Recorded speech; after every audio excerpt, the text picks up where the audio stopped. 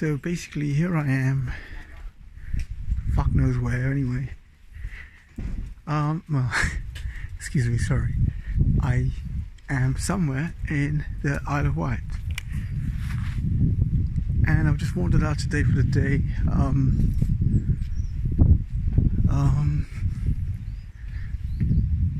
It's just such a beautiful place. I don't know where I'm going right now, but I'm just going to go where my feet take me. So it's been a beautiful experience at this monastery here in the Isle of Wight. It's a Christian monastery, and the first couple of days were a bit strange because, you know, being in the Buddhist monastery before, and that was just like meditation, and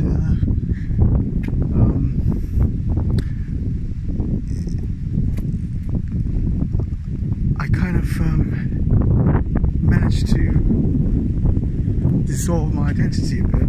Well, not a bit, but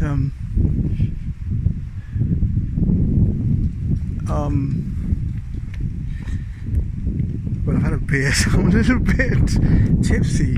Okay, so yeah, so the meditation enabled me to observe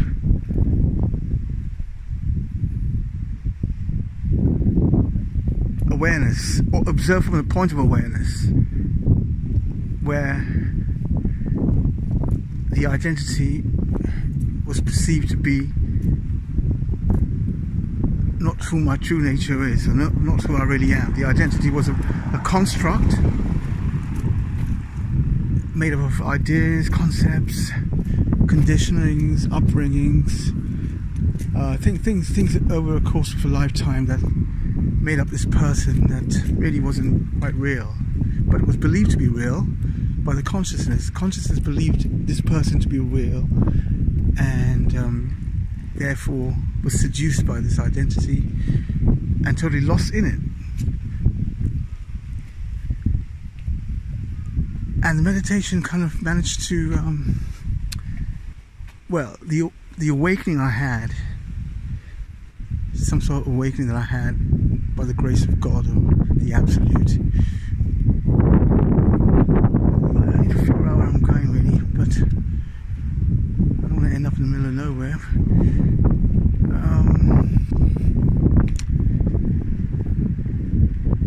Yeah, so that identity was perceived from the point of awareness, and that dropping of that identity and being the awareness, being in that space and abiding as that, has been just the most amazing thing. I mean, I know that people have talked about this in books and Moody used to speak about it, and finally I had the experience of what they were talking about, the actual direct experience, and it was just incredible to be. There seemed to be this timeless state and of infinite joy, bliss, happiness, peace, and I was still reveling in that. Even though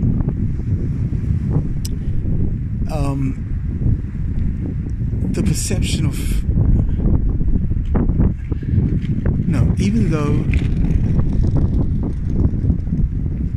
the tendencies still existed to identify with an identity separate from myself, separate from the self or the awareness, one can clearly observe those tendencies and know that I am not that. That's not who I am. That's not my nature. And that was quite established within myself for 2 months with my experiences in the Buddhist monasteries. And now, so I come to the Christian monastery because I'm very close to Jesus as well, and all my life I've been guided by Buddha and Jesus, and I kind of feel very lucky that I had a vision of the Buddha and Jesus walking towards me like 20 years ago, 25 years ago, and since then I realize that they've always been with me all this time.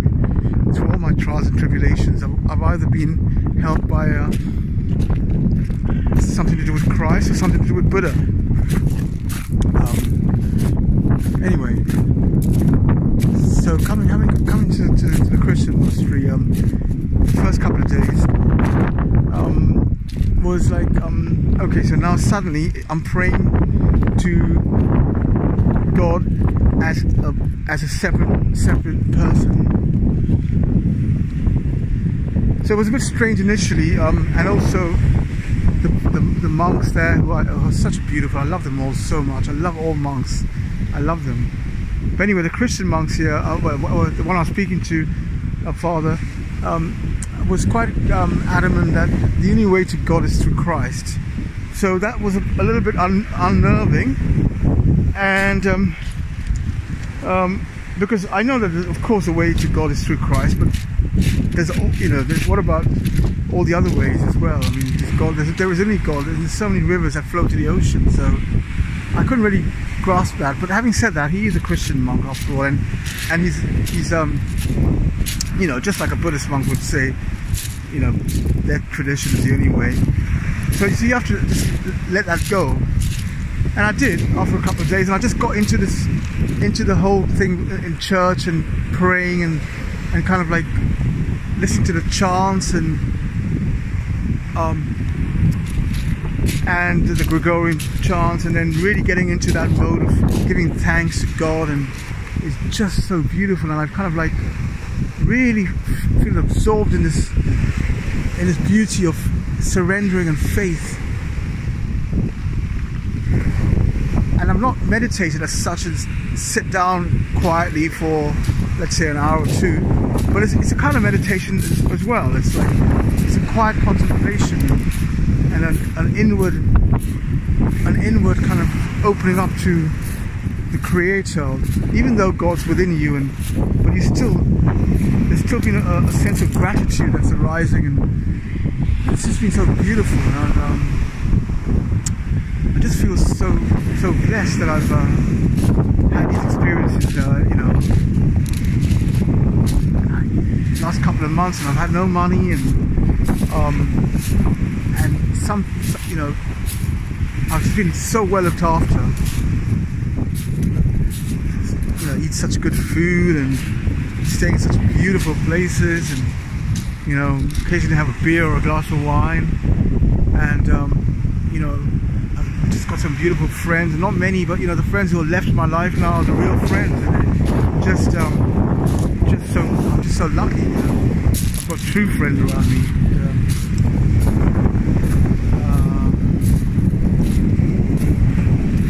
I just feel so grateful and blessed. Thankful. And the most beautiful thing about knowing from awareness is that it's all one. And until you have this awakening as such, it's only then you can realize that whoever said whatever they've said, like the Buddha or Jesus or Krishna or Shiva, is just exactly the same. It's just because they were speaking from that place. Whereas if you're not there and you haven't had that direct knowledge and experience, then it's just intellectual. So you will try and compare this to that and that to that, and you will say, well, that's different and that's different. So because it's all intellectual, it's all in the mind, and the mind has to find an argument. That's how it survives. It compares, it argues, it puts forth concepts and opinions, and that's the mind, in fact. And I was sitting down having a beer up there, just in front of the sea. Look at this beautiful. Of course, I've been to much better oceans in my lifetime, much more beautiful seas. But look at, right now I feel that I'm in the most beautiful place in the world, because inside I am totally beautiful.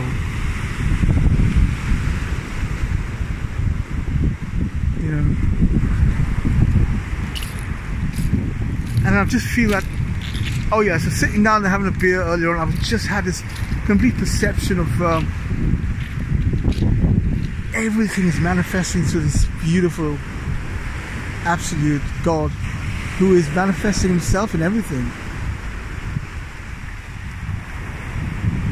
And it's just a flicker in time. And we really ought to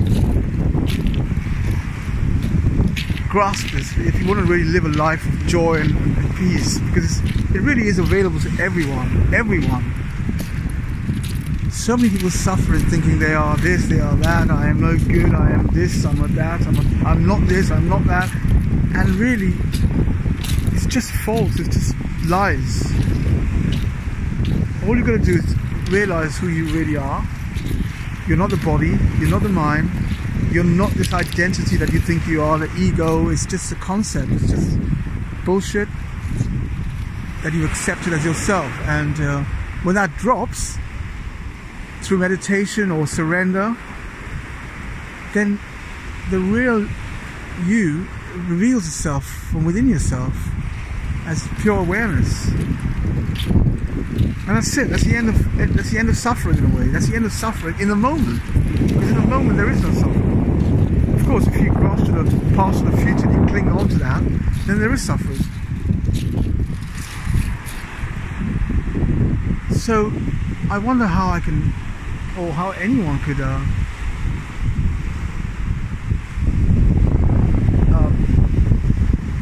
put this message forward to realize this. Everyone can realize this. Everyone can. At least they can find inner peace, which seems to be a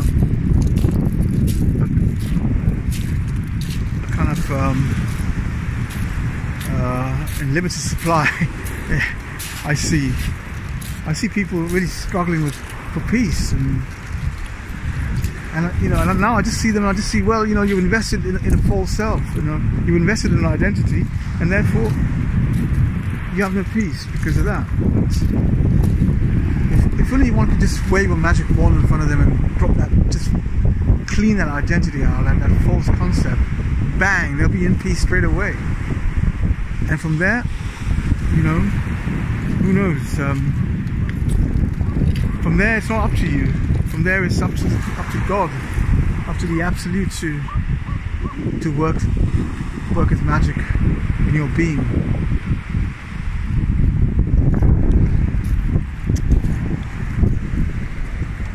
So I hope it makes sense. It's lovely to have a beer up there, and I'm going to be going to watch England play, and we'll have a couple more beers and just enjoy this beautiful, beautiful time that I've been just, you know, I've just kind of found myself in out of nowhere, out of nothing, out of being helpless and hopeless like 2 months ago. And in that humility, in that I just surrendered to the power I put myself on the altar of the Almighty and said, just take me, take my body, take my life.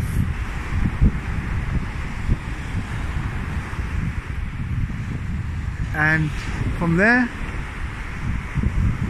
it just happened.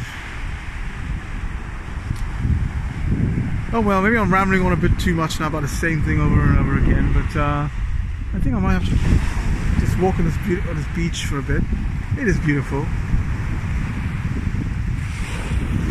It's nice for people to live here. Look at these houses, they're all really nice. People just live on the beach, and you know, I mean, it's different in England compared to, let's say, the Mediterranean, because at least we do have beautiful countryside here. We have, okay, the water's not as blue and turquoise, but you know, we have these beautiful forests and countryside just behind the beaches, and that's really nice.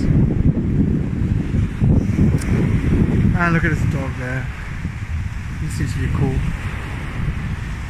Well, I'll say ciao then.